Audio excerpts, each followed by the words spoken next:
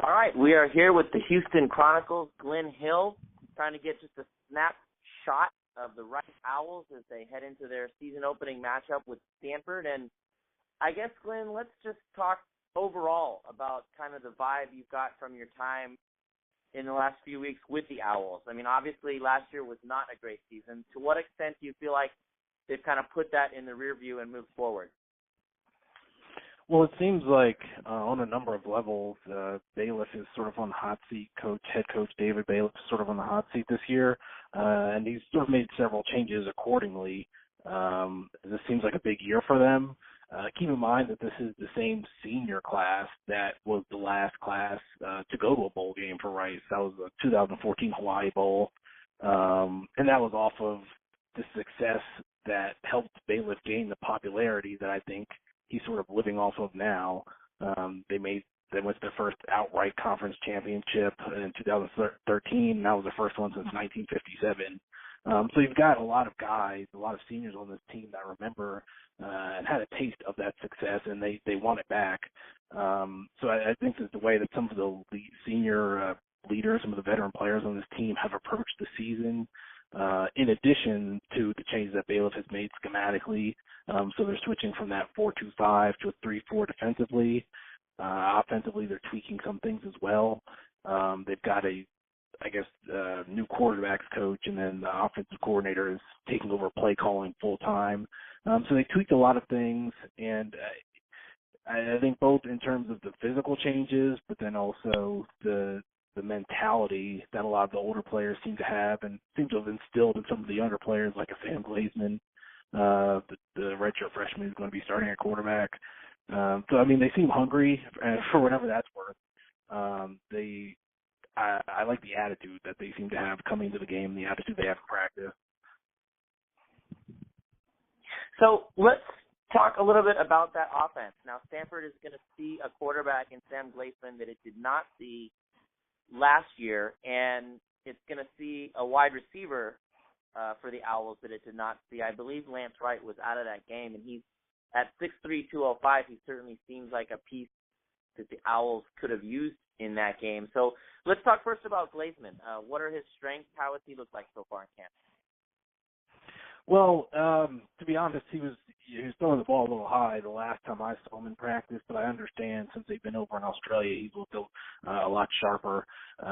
He stood out of all three quarterbacks. He stood out back at the spring game most, and apparently he's impressed coaches more than the others, obviously up until now.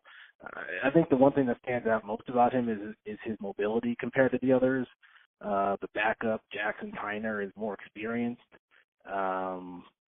He'll be backing up, and he'll get some reps in that Stanford game, but obviously he's not starting. I think he's a bigger body, better pocket passer, but they like Glazman's mobility, his ability to not only escape the pocket but make plays when he's out of it as well.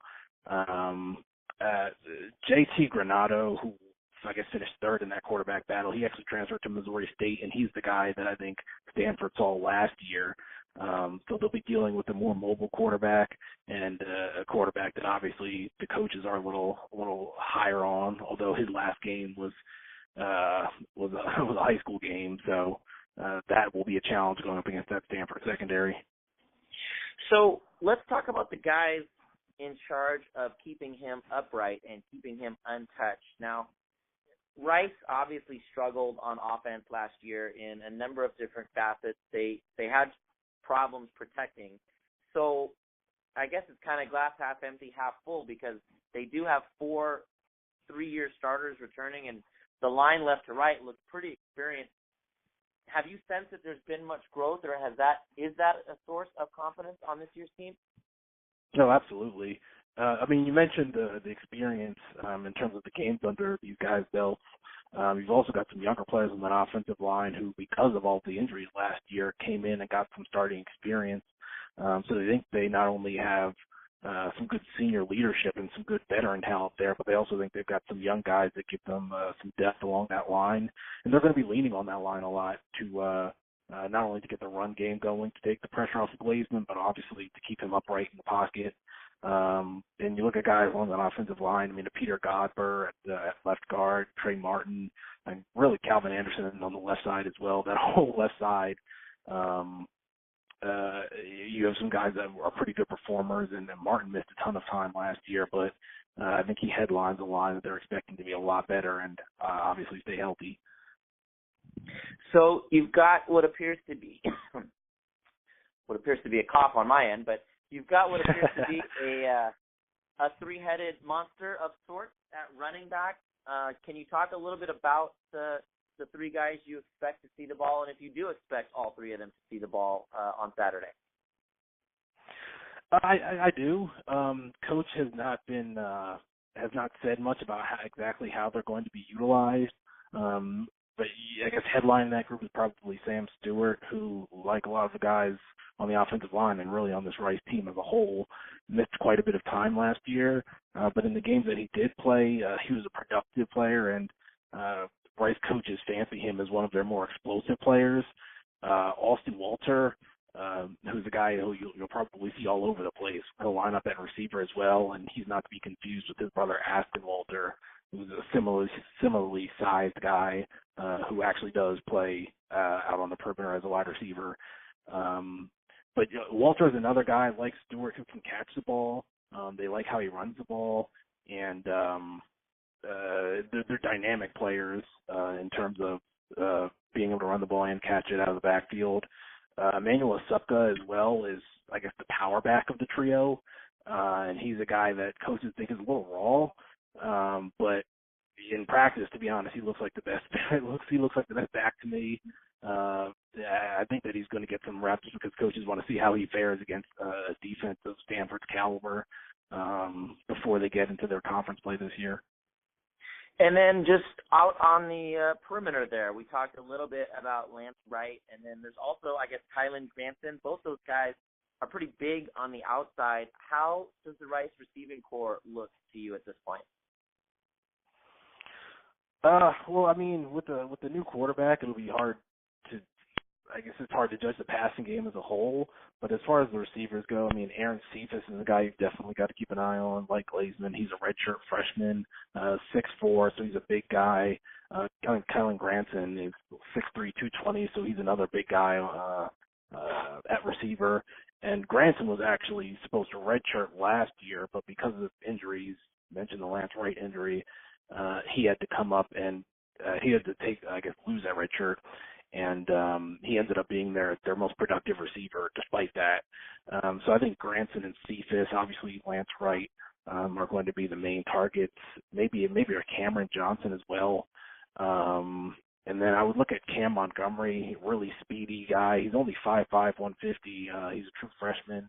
Who's a star on the track, but Coach is definitely going to get him some reps in the Stanford game, and really throughout the season they'll be looking to see how they can utilize his speed in open space. All right, and so let's switch it over to the defense. You talked a little bit about the schematic change from the 4-2-5 to the 3-4. I noticed the depth chart lists guys in terms of boundary corner and sideline corner. So just who on the Rice defense do you expect to benefit the most from this scheme change? I don't know if there's a particular player that will benefit most from the change. I think overall the defense will be more productive, and they're hoping to get more turnovers as well. They're right near the bottom of the barrel in those statistical categories last year. So I think the change is more so for them to improve as a unit. Brian Stewart, the new defensive coordinator, is a guy with plenty of college experience, but also a lot of NFL experience. So I think it's part of that is about giving him the tools to give offenses different looks and try to disguise some of the things that they're going to be doing this year.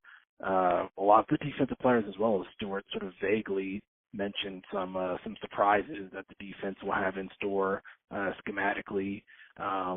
So I'm curious to see what exactly that will look like. But I think overall the shift will help improve the defense as a unit more so than any other player. Obviously, a guy like Emmanuel Ellerbe, the preseason conference defensive player of the year, he's a tackling machine, and he's obviously going to be a centerpiece to that defense. But I'm actually curious to see how the linebackers flow. I mean, DJ Green is a new starter next to him in the middle.